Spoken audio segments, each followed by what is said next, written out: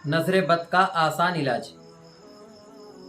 हदीस मुबारका में है अल-ऐनु हक़, यानी नज़र बद बरहक़ है, नज़र का लगना बेअसल नहीं, बस अगर नज़र लग जाए तो उसका इलाज कर लेना चाहिए। इसी तरह और एक हदीस में है, अल्लाह के नबी सल्लल्लाहु अलैहि वसल्लम ने इरशाद फरमाया, नज़र बद इंसान को कब्र तक और ऊँट को हांडी तक पहुँचा देती है।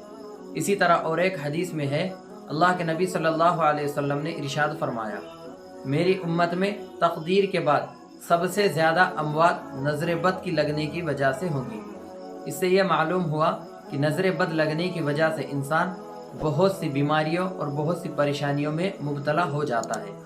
अगर किसी पर नज़र बद का शुबा है और आप उसको ज़ाइल करना चाहते हैं, यानी ख़त्म करना चाहते हैं, तो सूरह कलम जो 29वें पारे में है उसकी आखिर की 2 आयतें, आयत नंबर 51 और आयत नंबर 52, जो ये आयतें हैं, बिस्मिल्लाहिर्रहमानिर्रहीम व इन यकादुल्लज़ीना कफ़रू लयुज़लिक़ूनका बिअबसारिहिम लम्मा समिउज़्ज़िक्र व यक़ूलूना इन्नहु लमजनून वमा हुवा इल्ला ज़िक्रुल लिल आलमीन।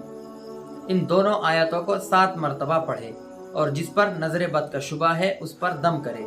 इसी तरह इन दोनों आयतों को 7 मरतबा पढ़े, पानी पर दम करे और उस पानी को भी पिलाए। इंशाअल्लाह नज़र बद फ़ौरन ज़ाइल हो जाएंगी।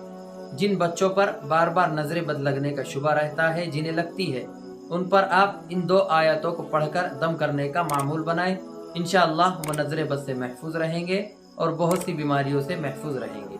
अमल से फ़ायदा उठाइए और खाकसार को अपनी दुआओं में याद रखिए। अस्सलामु अलैकुम व रहमतुल्लाह।